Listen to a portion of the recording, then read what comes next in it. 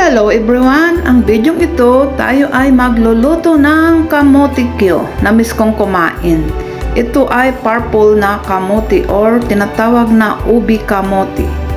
Iyan, dahil violet ang kulay, ito ay na-miss ko, kaya dapat ilaga ko yan, pero na-miss ko ang kamotikyo, kaya ito. Magluluto tayo ng kamotikyo. Yan na mga lalabs, mainit na yung mantika sa kawali. Ilalagay ko na yung kamote kong na-slice. Yan, yummy yummy. Craving satisfied.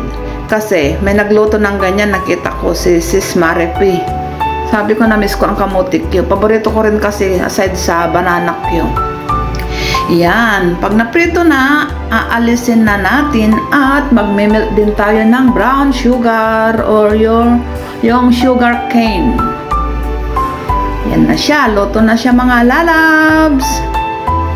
Habang wala si amo ko, umalis sila, sinamantala ko dahil di off ko ngayon, nagpahuli ako ng gising at i-blablance ko sana yan. Sabi ko, iluto ko na lang kamotikyo. Kaya yan, piprito ko na para may baon ako sa aking diop. Yummy yummy! Yan ang mga lalabs, yung sugar cane na bar.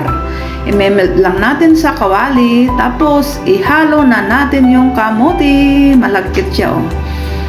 Yan na mga lalabs, nagmelt na yung sugar cane. Yan, i-mix na natin ang aking napritong kamote.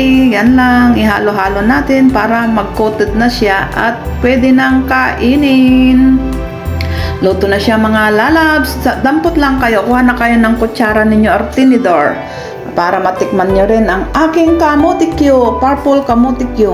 Ang pait lang ng kulay kasi nga, violet siya. Kaya ganyan lang itsura. O idi wow, sangka pa. Basta masarap siya para sa akin dahil paborito ko ang kamotikyo. Kaya pasalamat nga ako, umalis yung amo ko kaya ako nakapagluto ng kamotikyo. Yummy yummy. Yan ay babaunin ko dahil di off ko, solo ko ngayon. Pupunta ako sa Big Buddha. Yan na mga lalabs. Kain na tayo ng kamotikyo na purple. Yummy yummy. Enjoy watching. Shout out everyone to all my followers, subscribers, lahat-lahat dito sa Whitey World. Thank you for watching and supporting my videos. Love you all. Bye-bye!